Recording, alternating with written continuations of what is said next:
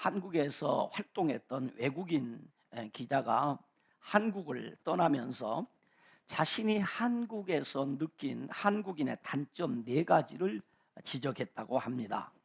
이 기자의 지적을 보면, 첫째는 한국인은 미래지향적이지 못하고 과거지향적이었다는 것입니다. 두 번째는 한국인의 약점, 단점 두 번째는 바로 한국인은 핑계가 너무 많다는 것입니다. 여러 가지 이유와 핑계로 자기 책임을 회피하더라라는 것입니다. 세 번째는 한국인은 인간관계에서 질주를 모르더라는 것입니다. 뭘 해도 아무리 가까운 사이에도 이기고 못. 네 번째는 한국인은 심지 않고 거두려는 공짜 심리가 강하더라. 심지 않고 거두려고 하는 공짜 심리가 강하더라. 그래서 한국인들이 아주 좋아하는 이 단어 하나가 있는데 그게 대박이라는 겁니다. 그래서 어느 연예인이 새해 인사로 여러분 대박 나세요 그래가지고 그 광고가 대박을 났다는 거예요. 대박 나네. 여러분 기억해야 합니다. 대박은 없습니다. 따라서 합니다. 대박은 없다. 대박은 없다 이 말이야. 결코 여러분 현실 세계나 영적 세계에 대박은 없다는 것을 알아야 됩니다. 그러므로 우리가 주님은 심지 않고 거두려고 하는 사람에 대하여 악하고 게으른 종이라고 했어요. 심지 않고 거두려고 하는 사람은 악하고 게으른 종이다. 심지 않고 거두려고 하는 사람은 무익한 종이다. 심지 않고 거두려고 하는 사람은 바깥 어두운 데로 쫓겨나 슬피 울며 이를 갈게 될 사람이다 라고 예수님께서 말씀하셨습니다. 그러나 예수님께서 말씀하시기를 심는 자는 30배를 거두게 되고 60배를 거두게 되고 100배의 열매를 거두게 될 것이다 라고 말씀하셨습니다. 이처럼 심고 거두는 법칙은 노아 홍수 이후에 하나님께서 주시는 불변의 법칙입니다. 그래서 창세기 8장 22절에 보면 땅이 있을 동안에는 심음과 거둠과 추위와 더위와 여름과 겨울과 낮과 밤이 쉬지 아니하리라. 땅이 있는 동안에는 사람들이 반드시 심어야 거둔다. 심지 아니하면 거두지 못한다. 여러분 신앙생활도 마찬가지입니다. 내가 아무것도 심지 않았는데 무엇인가 크게 거두려고 하는 그 생각은 잘못된 생각이라는 거죠. 심어야 거둔다 이거죠. 많이 심어야 많은 것을 거두고 좋은 것을 심어야 좋은 것을 거둔다 이 말입니다. 여러분 보십시오. 이스라엘 백성들이 출애굽 후 가나안 땅에 들어가서 정착하는 과정을 보면 40년 동안 광야에 있을 때는 광야가 척박했어요. 그리고 광야에서는 씨를 심을 수가 없었어요. 물이 없었어요. 그래서 하나님은 심을 수 없는 환경이었기 때문에 매일 만나와 메추라기를 나리시고 반석에서 생수를 솟게 해서 그들로 하여금 먹게 하시고 마시게 하셨단 말입니다. 그러나 이스라엘 백성들이 가나안 땅에 들어갔을 때는 하나님께서 매일 아침마다 내리던 만나와 메추라기를 멈추시고 반석에 솟던 물을 멈추게 하시고 이스라엘 백성들로 하여금 심어서 거두어 먹게 하시고 땅을 솟아나는 물을 먹게 하셨다는 것이죠. 심을 때 심어서 먹게 하시는 하나님, 파야 될 때 파서 먹게 하시는 하나님이라는 사실을 우리는 알아야 한다는 것입니다. 하나님은 이스라엘 백성들로 하여금 땀 흘려 농사를 짓게 하셨고 직접 우물을 파게 하셨습니다. 그래서 하나님께 주신 은혜의 땅에서 땀 흘려 수고하여 수확을 얻게 하셨습니다. 물론 농사를 할 때나 그들이 샘을 팔 때에도 하나님이 어떻게 했다? 은혜를 주셔서 농사를 잘 되게 해주시고 샘을 파면 물이 솟게 해주셨어요. 여러분 우리도 마찬가지입니다. 하나님 앞에 육적인 것도 그렇고 영적인 것도 그렇습니다. 영적인 것도 우리가 하나님 앞에 기도를 심으면 하나님의 영이신 성령이 우리를 도와주셔서 그 기도가 응답되게 해주시고, 하나님 앞에 우리가 헌신하고 봉사하면 그것을 할 수 있는 힘 주시고 능력 주셔서 우리 인생을 복되게 해주신다는 거죠. 그래서 하나님의 법칙은 반드시 심어서 거두게 하시고, 그 거둔 것으로 또다시 하나님 앞에 영광을 돌리게 한다. 이것이 하나님의 구원의 원리요, 우리를 향한 하나님의 구원의 원리라는 것이죠. 이러한 하나님의 구원의 원리가 우리에게 그대로 적용되고 있다는 사실도 우리는 알아야 됩니다. 하나님은 죄로 말미암아 하나님과 원수되어 사탄의 종노릇하며 살던 우리를 구원하기 위해서 우리의 힘으로, 우리의 능력으로, 우리의 방법으로는 도저히 구원을 얻을 수가 없기 때문에 하나님께서는 하나님과 원수되어 종노릇하며 사는 우리를 구원하기 위해서 독생자를 보내주셨습니다. 그리고 그 독생자를 십자가에 내어주심으로 우리의 죄값을 대속하게 하셨습니다. 그러므로 우리는 그 예수님을 성령의 은혜로 믿음으로 말미암아 하나님의 자녀가 되고 구원을 얻게 되었습니다. 이것은 전적인 하나님의 은혜입니다. 그래서 우리는 어떻게 구원받았느냐? 하나님의 은혜로 구원받았습니다. 어떻게 하나님의 자녀가 되었느냐? 전적인 하나님의 은혜로 우리는 구원을 받았고, 우리는 하나님의 은혜로 의롭다함을 얻었습니다. 믿으시기를 축원합니다.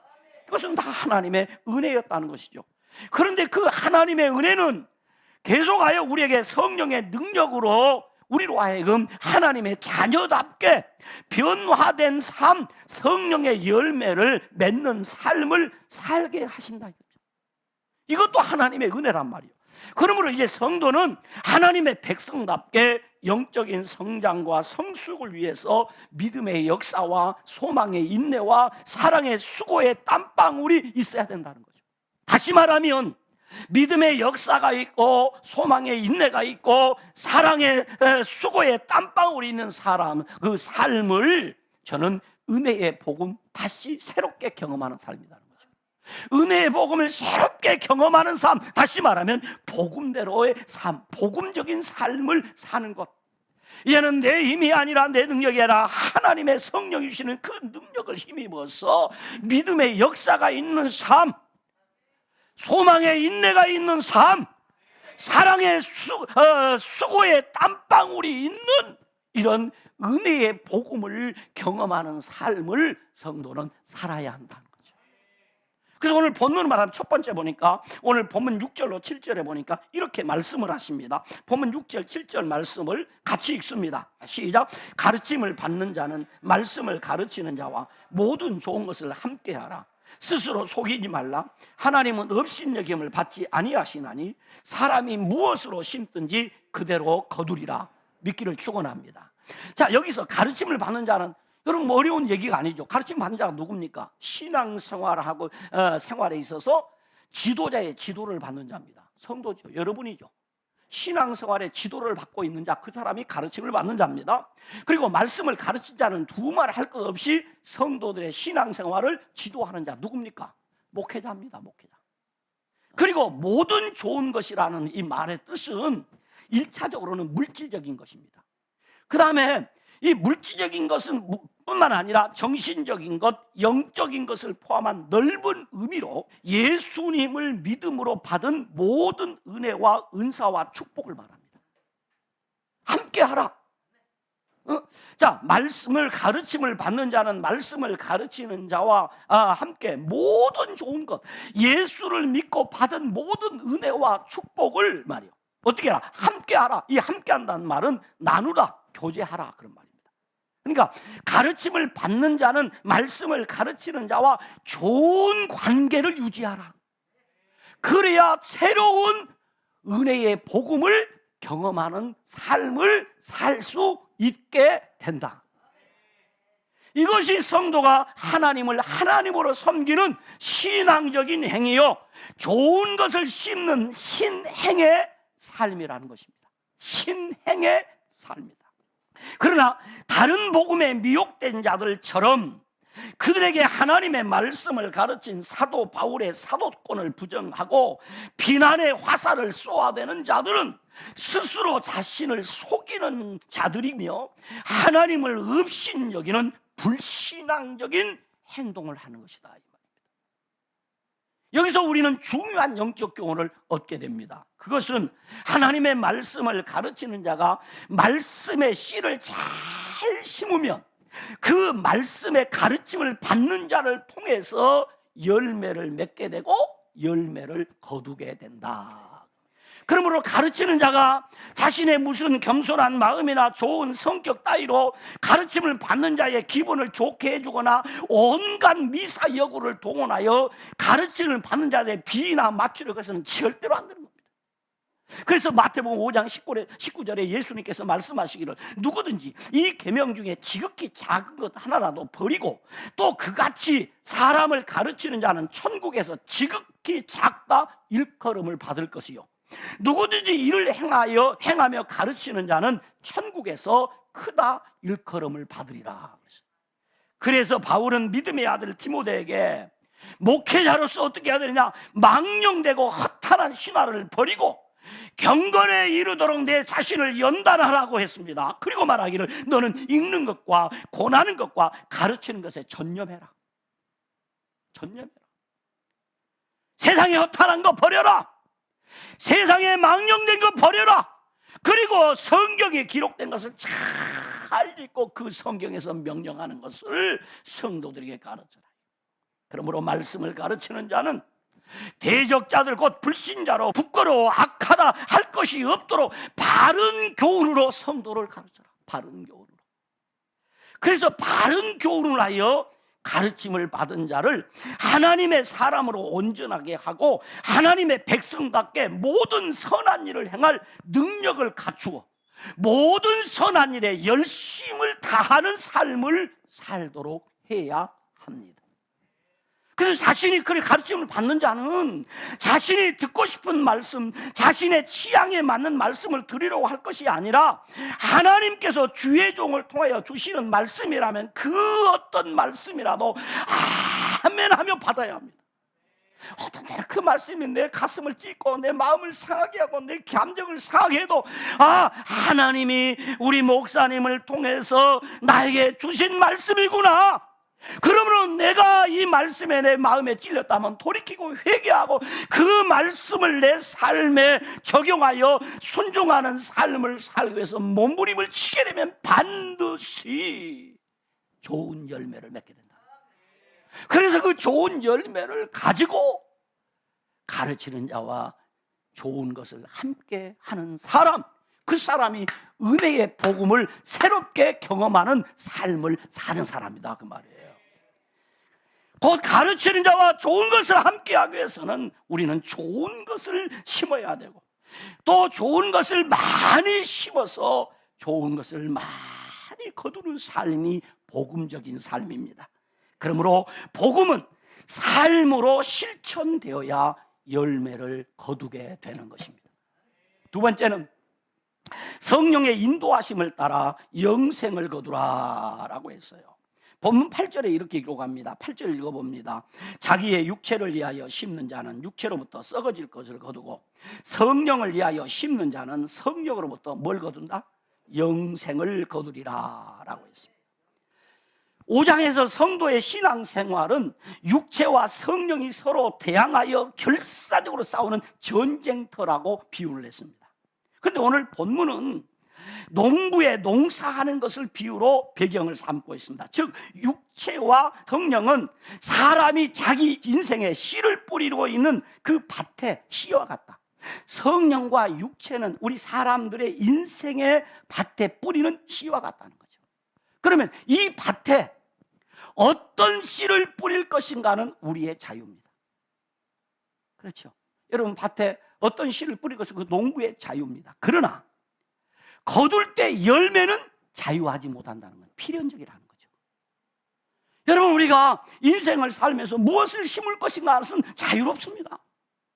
성령을 심을 것인가 육체를 심을 것인가 하는 것은 나의 자유입니다. 그러나 오늘 성경 본문은 말합니다. 사람이 무엇으로 심든지 그대로 거두리라. 사람이 무엇으로 심든지 그대로 거두리라. 고린도서 9장 6절에도 적게 심는 자는 적게 거두고 많이 심는 자는 많이 거둔다 그랬어요. 많이 심을 것인가 적게 심을 것인가 하는 것은 자유입니다. 그러나 많이 거두느냐 적게 거두느냐 나의 선택이 아닙니다. 심지 않고 거둘 수 없다는 거죠. 그러므로 좋은 것을 심어야 좋은 것을 거둡니다. 많이 심어야 많이 거둡니다. 할렐루야. 그러나 자기 육체를 위하여 심는 자, 곧 인간의 악하고 천한 본성에 따라 육체의 욕심을 따라 땅의 것을 심으면 예수를 믿고 신앙생활을 한다고 하면서도 땅에 썩어질 것 밖에는 거둘 게 없습니다.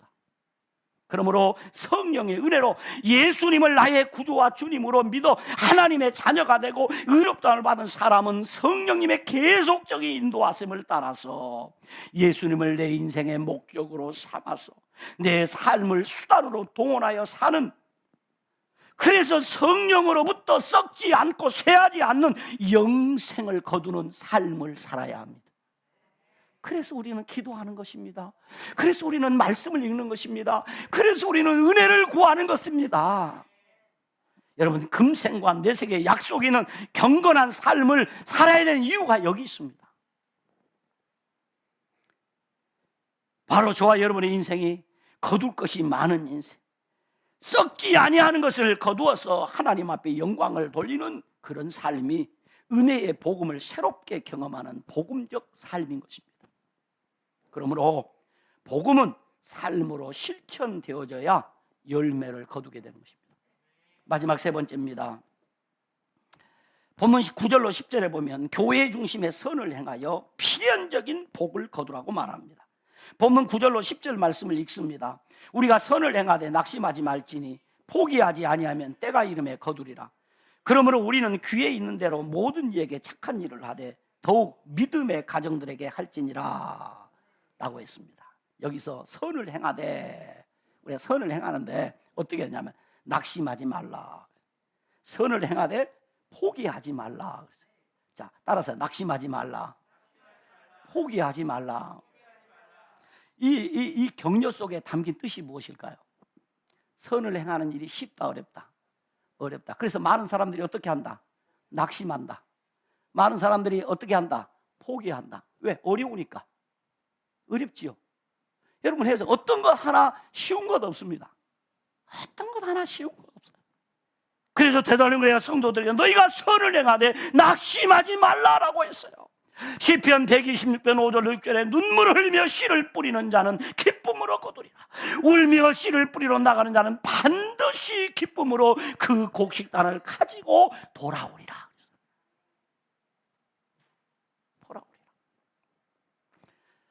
선을 행하는 일은 어려운 일이기 때문에 낙심도 되고 포기하고 싶고 눈물을 흘리지만 때가 되면 선한 열매가 맺는다는 것입니다.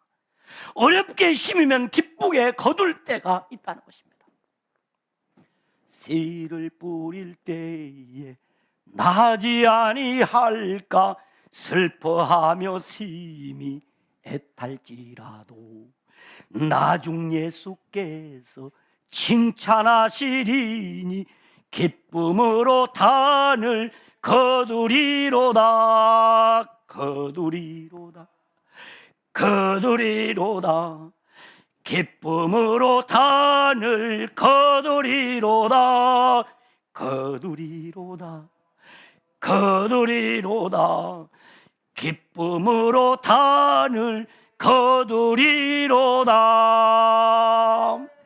믿기를 축원합니다. 씨를 뿌리는 농부가 힘들다고 덥다고 피곤하다고 그 일을 포기하면 가을의 풍년 추수는 기대할 수 없는 것입니다. 그런데 본문은 말합니다. 기회가 있는 대로 모든 이에게 착한 일을 하되 더욱 믿음의 가정들에게 하라.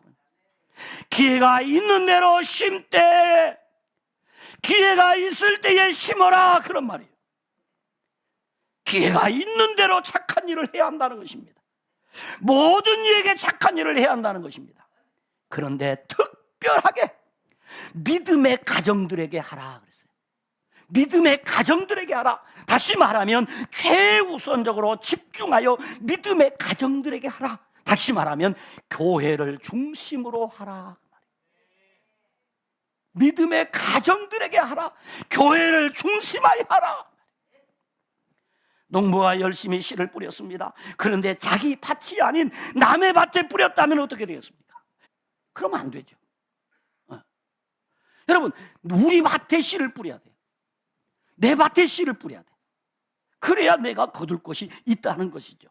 성도도 마찬가지로 가장 우선적으로 집중하여 가장 많이 선한 일을 행해야 할 곳은 믿음의 가정들, 교회라는 것입니다. 이것이 은혜의 복음을 새롭게 경험하는 복음적인 삶이라는 것입니다. 그러므로 복음은 삶으로 실천되어야 열매를 거두게 되는 것입니다. 사랑하는 성도 여러분, 말씀을 마무리하기 원합니다. 우리가 잘 아는 대로 구원은 오직 믿음으로 우리가 받았습니다. 우리의 구원을 위해 필요한 모든 것은 예수 그리스도께서 십자가에서 다 해결해 주셨기 때문에 우리는 거저 주시는 은혜로 구원을 얻게 된 것입니다. 그러므로 은혜의 복음을 새롭게 경험하는 복음적인 삶을 살아야 합니다. 그 삶이 말씀을 가르치는 자와 함께 좋은 것을 거두는 삶입니다. 성령의 인도하심을 따라 영생을 거두는 삶입니다. 교회 중심의 선을 행하여 필연적으로 복을 거두는 삶입니다. 지금까지 우리가 거둔 열매는 누군가가 심은 것을 거둔 것입니다. 그러므로 이제 우리는 우리의 다음 세대를 위해서 업신여김을 받지 않으시는 하나님 앞에서 말씀대로 성령의 인도하심을 따라 낙심하지 말고 포기하지 말고 좋은 것을 심어야 합니다. 많이 심어야 합니다. 그래서 거두고 또 거두는 은혜의 복음을 새롭게 경험하는 복음적 삶, 거둘 것이 많은 복음적인 삶을 사시게 되기를 주님의 이름으로 축원합니다. 기도하겠습니다. 하나님 아버지, 은혜와 사랑을 감사하고 감사합니다. 하나님이 우리에게 믿음으로 말미암아 구원하는 도리를 알게 해주시고 믿음으로 구원을 얻게 해주신 것 감사합니다. 이제 우리가 예수 그리스도를 믿는 그 믿음으로 거둘 것이 많은 인생을 살기를 원합니다. 은혜의 복음을 새롭게 경험하는 삶을 살기를 원합니다. 주여 우리의 삶에 복을 내리워 주시옵소서. 예수님 이름으로 기도드리옵나이다. 아멘.